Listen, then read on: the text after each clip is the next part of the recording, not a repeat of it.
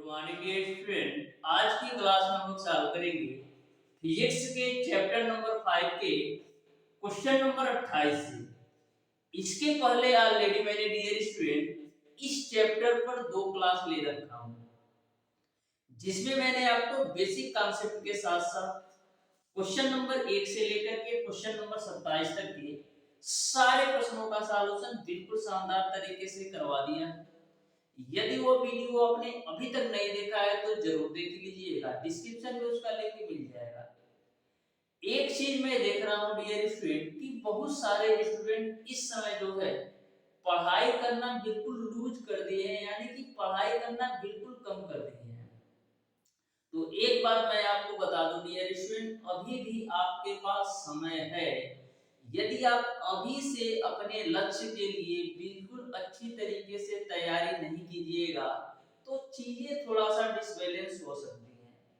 तो मैंने आपको बार बार बोला है कि डियर स्टूडेंट, आप आईईआरटी अथवा पॉलिटेक्निक एंट्रेंस एग्जाम की तैयारी 10 या 15 दिन में नहीं कर सकते या 1 महीना में नहीं कर सकते। यदि आप जल्दी जल्दी सारी चीजों को कवर करते हैं तो ऐसे कंडीशन में डियर स्टूडेंट आपके जो नंबर हैं कम आने की पूरी पूरी चांसेस है। तो डियर स्टूडेंट, आपको अभी से अच्छी तरीके से डेली बेसिस पर यदि आप बोर्ड एग्जाम की भी तैयारी करते हो तो कम से कम 2 घंटा आईईआरटी अथवा पॉलिटेक्निक एंट्रेंस एग्जाम के लिए जरूर देना चाहिए, जिससे आप बेस्ट रैंक अचीव कर सके अपने पॉलिटेक्निक अथवा आईईआरटी एंट्रेंस एग्जाम में। कम से कम 2 घंटा। जैसे ही आपका बोर्ड एग्जाम खत्म हो जाता है उसके बाद से आप 5 से 6 घंटा यदि आप डेली बेसिस पर करेंगे ना, 1 से 2 महीना लास्ट के, तो भी आपका 100% सिलेक्शन होगा। वो भी किसी भी ब्रांच से आप एडमिशन लेना चाहते हैं किसी भी कॉलेज में 100% हो जाएगा।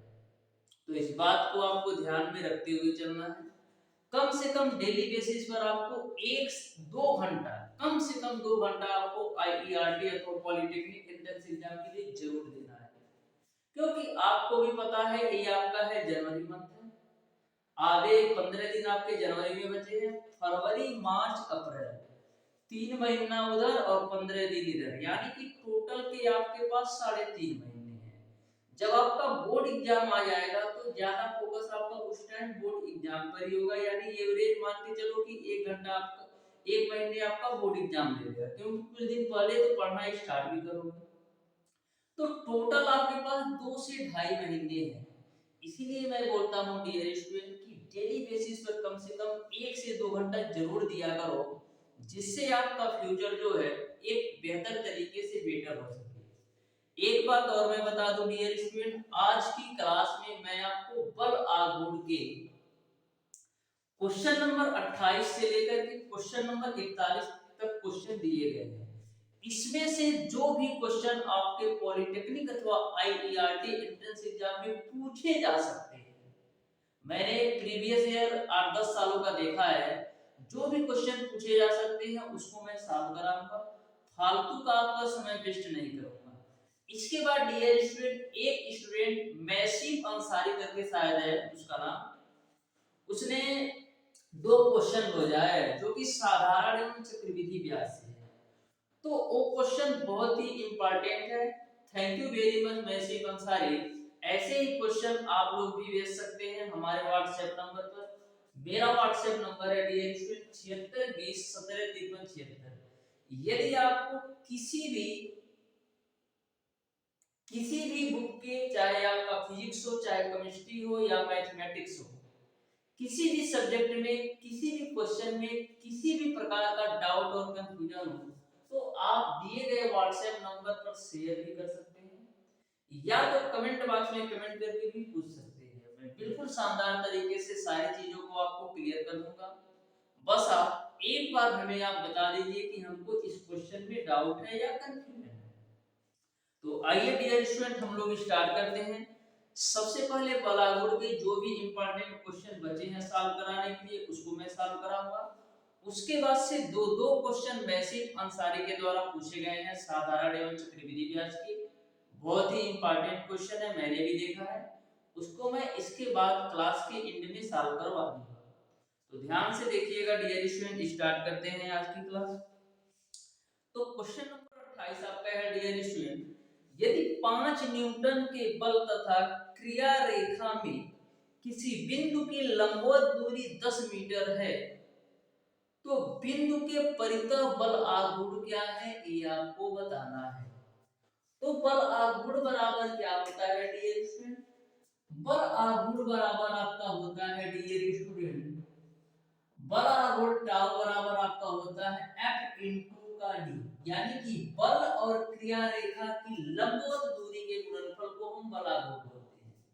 तो जो बल की वैल्यू दे रखा है वो आपको दे रखा है 5 न्यूटन और क्रिया रेखा की लंबवत दूरी आपको दे रखा है, क्रिया रेखा की लंबवत दूरी आपको दे रखा है 10 मीटर। तो 5 गुणे 10 आपका कितना होगा, 50 न्यूटन मीटर। क्या, 50 न्यूटन मीटर जो है बल आघूर्ण आपका हो जाएगा। इस तरीके से डियर स्टूडेंट क्वेश्चन नंबर 28 का ऑप्शन नंबर जो ए है ना, बिल्कुल राइट आंसर होगा। देखिएगा डियर स्टूडेंट क्वेश्चन नंबर 29 को बोला है किसी सरौते के आयास भुजा की लंबाई आपका 5 सेंटीमीटर है तथा इसके भार भुजा की लंबाई 4 सेंटीमीटर है, तो यांत्रिक लाभ क्या होगा ये आपको बताना है। तो आपने पढ़ रखा है डियर स्टूडेंट कि यांत्रिक लाभ बराबर क्या होता है। यांत्रिक लाभ बराबर आपका होता है डियर स्टूडेंट आयास बट्टे का भार भुजा। यांत्रिक लाभ बराबर आपका होता है डियर स्टूडेंट आयास बट्टे का भार भुजा। तो यहाँ से हम यांत्रिक लाभ निकाल सकते हैं। तो यांत्रिक लाभ बराबर क्या होता है, आयास बट्टे का भार भुजा। तो आयास की वैल्यू आपको दे रखा है 5 सेंटीमीटर और भार भुजा की जो वैल्यू दे रखा है 4 सेंटीमीटर। 4 से काटो तो 4 एकम 4, 4 दूना 8, फिर 4 पचे 20, यानी यांत्रिक लाभ जो होगा 1.25 होगा। इस तरीके से क्वेश्चन नंबर 29 का ऑप्शन नंबर ए सही हो जाएगा।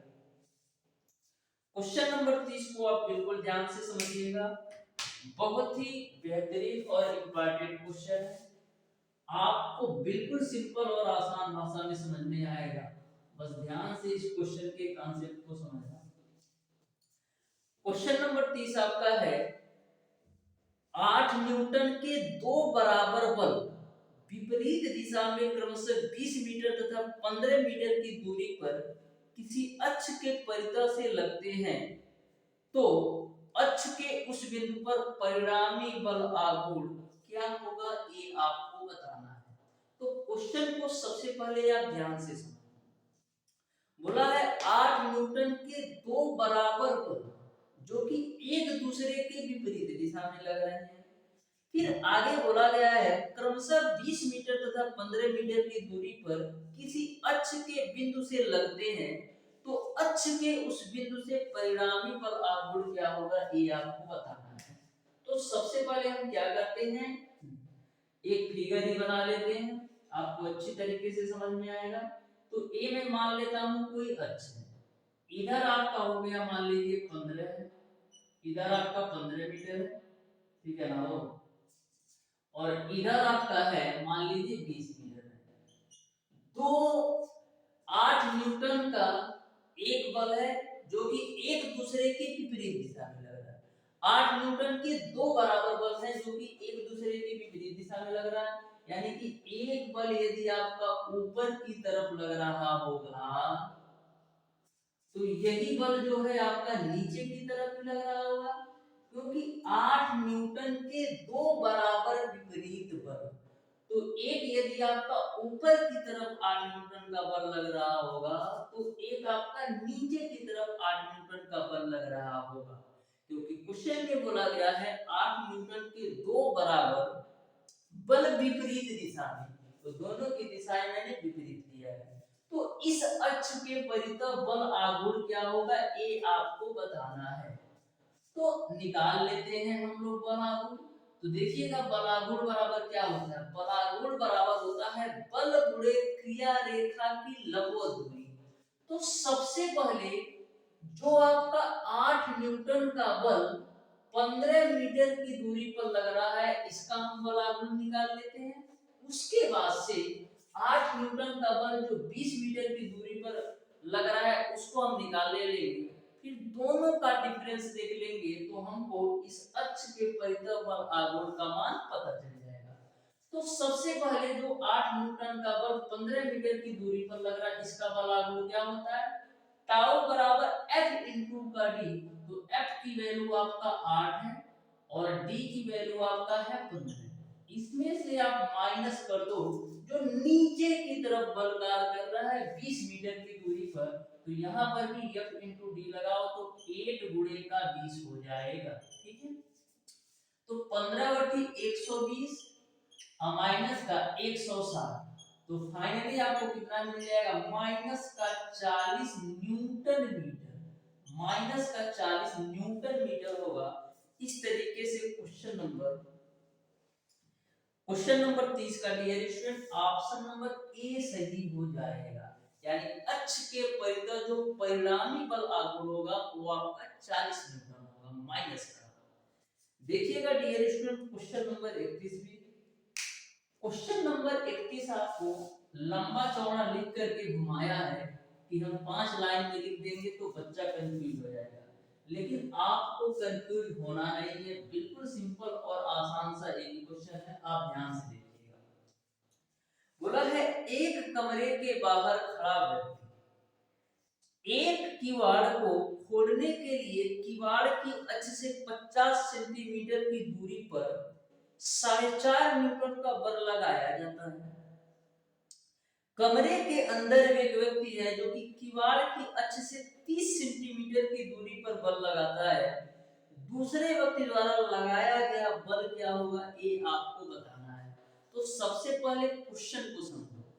क्वेश्चन में ऐसा बोला गया है कि एक कमरे के बाहर एक खड़ा व्यक्ति है जो कि किवाड़ को खोलने के लिए किवाड़ की अक्ष से 50 सेंटीमीटर की दूरी पर 4.5 न्यूटन का बल लगाता है। तो जैसे आपका एक किवाड़ है, एक व्यक्ति जो है बाहर की तरफ खड़ा है और एक व्यक्ति जो है अंदर की तरफ है।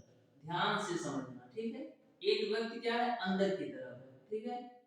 जो बाहर की तरफ व्यक्ति है वो क्या करता है, किवाड़ को खोलने के लिए किवाड़ की अक्ष से 50 सेंटीमीटर की दूरी पर 4.5 न्यूटन का बल लगाता है। जो बाहर की तरफ व्यक्ति है डियर स्टूडेंट, किवाड़ को खोलने के लिए किवाड़ की अक्ष से 50 सेंटीमीटर की दूरी पर 4.5 न्यूटन का बल लगाता है। लेकिन जो अंदर की तरफ व्यक्ति है डियर स्टूडेंट, वो किवाड़ की अक्ष से 30 सेंटीमीटर की दूरी से कितने न्यूटन का बल लगाएगा ये आपको बताना है। तो समझ में तो आ गया होगा। जो बाहर की तरफ व्यक्ति है डियर स्टूडेंट, किवाड़ के अक्ष से 50 सेंटीमीटर की दूरी से 4.5 न्यूटन का बल लगाता है, और जो अंदर की तरफ व्यक्ति है वो किवाड़ के अक्ष से 30 सेंटीमीटर की दूरी पर कितने न्यूटन का बल लगाएगा किवाड़ को खोलने के लिए, ये आपको बताना है। तो आपने पढ़ रखा है डियर स्टूडेंट, आपने क्या पढ़ रखा है, आपने पढ़ रखा है डियर स्टूडेंट कि बल आघूर्ण का सिद्धांत क्या कहता है। बल आघूर्ण का सिद्धांत ये कहता है यदि किसी पिंड पर दो या दो से अधिक बल एक साथ कार्य करते हों, यदि किसी पिंड पर दो या दो से अधिक बल एक साथ कार्य करते हों और जो आपका पिंड है अपने अक्ष के परितः स्वतंत्र रूप से घूमने के लिए तैयार हो तो संतुलन की स्थिति में माना जाता है। आघूर्ण का सिद्धांत क्या कहता है, यदि किसी पिंड पर दो या दो से अधिक बल, देखो यहाँ पर दो बल तो काम कर रहे हैं, एक आपका अंदर वाला एक आपका बाहर वाला, और यदि पिंड आपका अपने अक्ष के परितः स्वतंत्र रूप से घूमने के लिए तैयार है तो ऐसे कंडीशन में जो आपका पिंड है ना संतुलन की स्थिति में होता है। तो संतुलन के कंडीशन में जो बल आघूर्ण का सिद्धांत होता है, वामावर्त आघूर्णों का योग आपका बराबर होता है दक्षिणावर्त आघूर्णों के योग के। यानी कि जो आपका क्वेश्चन नंबर 31 है बल आघूर्ण के सिद्धांत पर, ये कॉन्सेप्ट आपको समझ में आया होगा, ठीक है ना। तो यहाँ पर सबसे पहले हम बाहर की तरफ यानी कि दक्षिणावर्त आघूर्णों का योग क्या होगा, तो बल गुणे विस्थापन, तो बल की वैल्यू आपको दे रखा है 4.5 और विस्थापन की वैल्यू कितना दे रखा है, विस्थापन बोलो या क्रिया रेखा की लंबवत दूरी दे रखा है 50 सेंटीमीटर। अब बामा वर्ग आंकड़ों का योग देख लो, तो आपको बल की वैल्यू नहीं पता है तो इसको हम क्या मान लेते हैं, x मान लेते हैं, और जो विस्थापन दे रखा है यानी क्रिया रेखा की लंबवत दूरी दे रखा है 30 सेंटीमीटर है। 0 से 0 खोपचा में 3 से काटोगे तो 3 एक कम 3 और 3 5 15 यानी x की वैल्यू क्या मिल जाएगी, 1.5 गुणे 5 करोगे तो 7.5 न्यूटन आ जाएगा। यानी कि अंदर की तरफ जो व्यक्ति है वो किवाड़ के अक्ष से 30 सेंटीमीटर की दूरी पर यदि 7.5 न्यूटन का बल लगाएगा तो किवाड़ को वो खोल सकता है। इस तरीके से डियर स्टूडेंट क्वेश्चन नंबर 31 का ऑप्शन नंबर जो है ना बी सही हो जाएगा। तो बिल्कुल सिंपल और आसान सा क्वेश्चन था। मैंने आपको समझाने के लिए पूरी तरह से प्रयास किया है, आपको 100% समझ में आया होगा। देखिएगा डियर स्टूडेंट नेक्स्ट क्वेश्चन, तो क्वेश्चन नंबर 32 आपका है डियर स्टूडेंट, एक समान मोटाई की छड़ से एक सिरे पर 6 किग्रा का एक पिंड आलंब से x दूरी पर लटका हुआ है, दूसरे सिरे पर b किग्रा का एक पिंड आलंब से y दूरी पर लटका हुआ है, तो b का मान बताओ। तो जो आपका क्वेश्चन नंबर 32 है ना वो आपका उत्तोलक से पूछा गया क्वेश्चन है, ध्यान से समझना। बोला है एक समान मोटाई की एक छड़ एक सिरे पर 6 किग्रा। तो सबसे पहले हम क्या करते हैं, एक समान मोटाई का एक क्षण बना लेते हैं। तो भैया ये एक समान मोटाई का एक क्षण हो गया, ठीक है ठीक है। बोला है एक सिरे पर 6 किग्रा का एक पिंड, तो लो एक सिरे पर हम एक 6 किग्रा का एक पिंड लटका देते हैं, ठीक है। फिर आलंब से x दूरी पर लटका हुआ है, यानी कि जो 6 किग्रा का पिंड है आलंब से x दूरी पर लगा हुआ है, तो a मान लो आलंब है, ठीक है ना। आलंब से x मीटर की दूरी पर लगा हुआ है और यह जो दूरी है वो आपका x मीटर है। आलंब से x मीटर की दूरी पर लटका हुआ है 6 किग्रा का पिंड, ठीक है। फिर आगे बोला है दूसरे सिरे पर b किग्रा का एक पिंड, तो लो भैया दूसरे सिरे पर b किग्रा का एक पिंड लटका देते हैं, ये आपका b किग्रा का पिंड, ठीक है।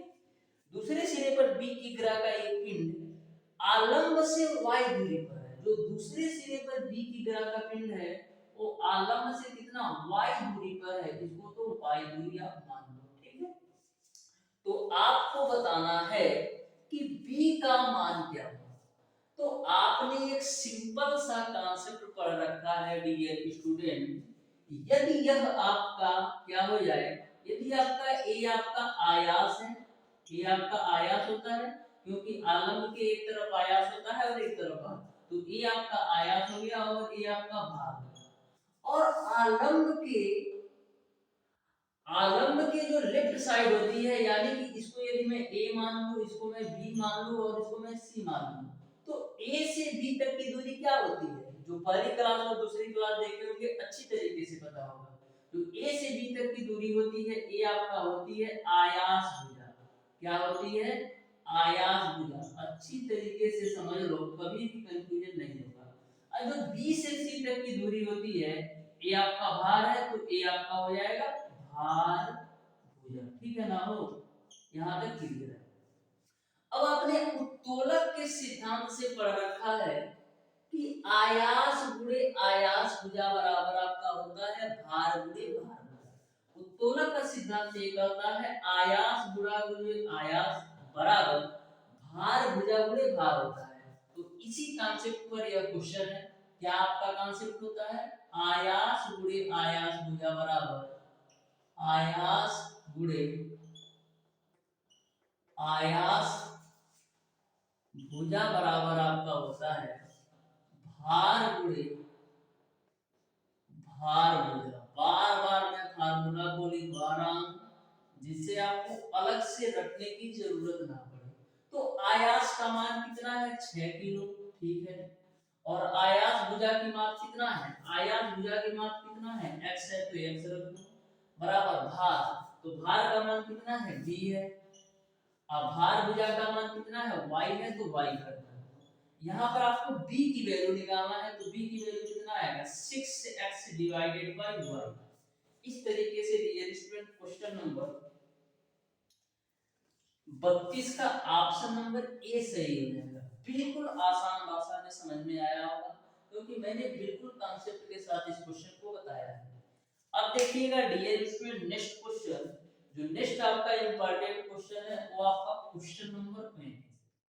तो क्वेश्चन नंबर 35 को आप बिना पेन उठाए सॉल्व कर सकते हो। इस क्वेश्चन में कुछ नहीं दिया है, बस आप बिना पेन उठाए इस क्वेश्चन को सॉल्व कर सकते हो। यदि आपने हमारी पहली और दूसरी क्लास देख रखा होगा तो क्वेश्चन नंबर 35 को बिना पेन उठाए सॉल्व कर सकते हो। देखो क्वेश्चन नंबर 35 किस तरीके से है, बोला है एक त्रुटिपूर्ण तराजू के पलड़ों में एक पिंड को क्रमागत रूप से रखने पर इसका भार 6.4 ग्राम तथा 10 ग्राम प्रतीत हुआ। पिंड का सही भार है। भार में त्रुटि हो तो ऐसे कंडीशन में शुद्ध भार निकालने का जो फार्मूला होता है ना डियर स्टूडेंट, वो आपका होता है W बराबर W1 plus W2 divided by 2। तो W1 की वैल्यू आपका है 6.4 और W2 की वैल्यू आपका है 10 डिवाइडेड बाय 2। तो कितना हो जाएगा 16.4 डिवाइडेड बाय 2, यानी कितना मिल जाएगा 8.2। ठीक है ना, 8.2। इस तरीके से क्वेश्चन नंबर 35 का ऑप्शन नंबर सी सही हो जाएगा।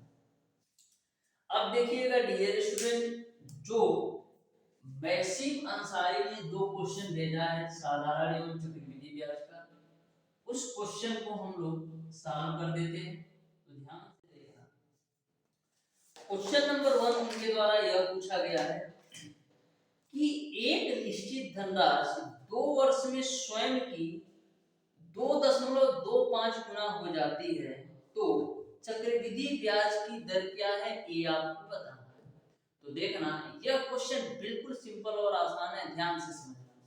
बोला है एक निश्चित धनराशि 2 वर्ष में स्वयं की 2.25 गुना हो जाती है, तो चक्रवृद्धि ब्याज की दर क्या है, ये आपको बताना है। तो देखो ध्यान से, तो सबसे पहले मैं मान लेता हूं कि वह जो आपका मूलधन है वो आपका x रुपया है। मैंने मान लिया कि जो आपका धन है, मूलधन है, वो आपका x रुपया है। बोला है 2 वर्ष में स्वयं की 2.25 गुना हो जाती है।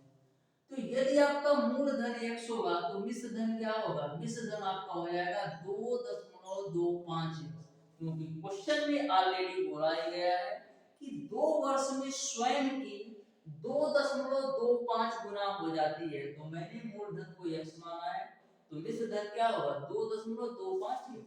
ठीक है, अब देखो 2.25x को हम क्या लिख सकते हैं, हम लिख सकते हैं 9/4x के रूप में, क्योंकि 9 में यदि आप 4 से भाग दोगे तो 2.25 ही आएगा। अब आपने चक्रवृद्धि मिश्र धन का फार्मूला पढ़ रखा है डियर स्टूडेंट, A बराबर P 1 प्लस R अपान 100 पे पावर आपका होता है ये। तो A की वैल्यू आपका है 9/4x, P की वैल्यू x है 1 प्लस R अपान 100 और समय की वैल्यू आपका 2 साल। ठीक है ना। अब देखना 9 x से x को कैंसिल आउट कर दो, 9/4 को हम क्या लिख सकते हैं, 9/4 को हम लिख सकते हैं डियर स्टूडेंट 3/2 का होल स्क्वायर बराबर 1 plus r upon 100 to power 2। अब देखो दोनों के घात बराबर है, तो 2 से आपका 2 कैंसिल हो जाएगा क्योंकि दोनों की पावर सेम है। तो यहाँ से आपको मिल जाएगा 3/2 बराबर 1 प्लस r अपान 100। अब देखो 3/2 में से 1 घटाओगे तो मिलेगा आपको 1/2 बराबर r अपान 100। 2 से काटोगे तो 50 बार में, तो r की वैल्यू कितना मिल जाएगी 50% मिल जाएगा। इस तरीके से डियर स्टूडेंट जो ब्याज की दर होगी वो आपका 50% होगा, यानी क्वेश्चन नंबर ए जो था इसका आंसर आपका 50% हो जाएगा। मैं आपको बिल्कुल स्टेप बाय स्टेप आपको बताया है जिससे आपको कंफ्यूजन ना हो, नहीं तो मैं डायरेक्ट यहीं से सॉल्व कर सकता था, यहीं से मैं बता देता 50% होगा। ठीक है, देखिएगा डियर स्टूडेंट, दूसरा क्वेश्चन इनके द्वारा जो पूछा गया है ये आपका साधारण ब्याज का क्वेश्चन, बिल्कुल सिंपल क्वेश्चन है, बट ये क्वेश्चन इंपॉर्टेंट है, दोनों ही क्वेश्चन इंपॉर्टेंट है। तो दूसरा क्वेश्चन इनके द्वारा यह पूछा गया है कि कोई धन साधारण ब्याज की किस दर पर 8 वर्ष में दोगुना हो जाए। कोई धन साधारण ब्याज की किस दर पर 8 वर्ष में दोगुना हो जाएगी, ये आपको बताना है। तो सबसे पहले हम क्या करेंगे, सबसे पहले हम मान लेते हैं डियर स्टूडेंट कि जो मूलधन की वैल्यू है वो x रुपया है, जो मूलधन की वैल्यू है वो आपका x रुपया है। आपसे पूछा गया है किस दर पर 8 वर्ष में दोगुनी हो जाएगी, तो यदि आपका मूलधन x रुपया होगा तो मिश्र धन क्या होगा 2x हो जाएगा, क्योंकि बोला है 8 वर्ष में दोगुनी हो जाएगी। तो यदि आपका मूलधन x होगा तो मिश्र धन क्या होगा 2x होगा, क्योंकि x का दोगुना 2x ही ना होगा। अब देखिए साधारण ब्याज निकालो, तो साधारण ब्याज कैसे निकालते हो, मिश्र धन में से जब मूलधन घटाओगे तो साधारण ब्याज मिलेगा, तो 2x में से x घटाओ तो साधारण ब्याज x रुपया मिलेगा। अब आपका क्वेश्चन सॉल्व हो गया। अब देखो आपने पढ़ रखा है साधारण ब्याज बराबर क्या होता है, मूलधन गुणे दर गुणे समय बट्टे का 100। तो साधारण ब्याज x रुपया है, मूलधन की वैल्यू x रुपया है, दर की वैल्यू ज्ञात करना है, समय 8 साल दे रखा है बट्टे का 100। ax से x को 4 से काटो, 4 दूना 8, 4 25 है यानी 100। ठीक है, 2 से काटो तो 12.5 आएगा। तो r की वैल्यू कितनी मिल जाएगी, r की वैल्यू आपको मिल जाएगी 12.5%। इस तरीके से डियर स्टूडेंट यदि ब्याज की रेट 12.5% हो तो 8 साल में दोगुना हो जाएगा। तो समझ में आ गया होगा, बिल्कुल शानदार तरीके से मैंने आपको दोनों क्वेश्चन के सॉल्यूशन बता दिया है। ऐसे ही क्वेश्चन डियर स्टूडेंट आप लोग भी भेज सकते हैं, मैं बिल्कुल शानदार तरीके से सारे क्वेश्चन के कॉन्सेप्ट को आपको बता दूंगा, आपको किसी भी प्रकार का डाउट और कंफ्यूजन नहीं होगा। तो डियर स्टूडेंट आज की क्लास को हम यहीं तक रखते हैं, मिलते हैं डियर स्टूडेंट नेक्स्ट क्लास में।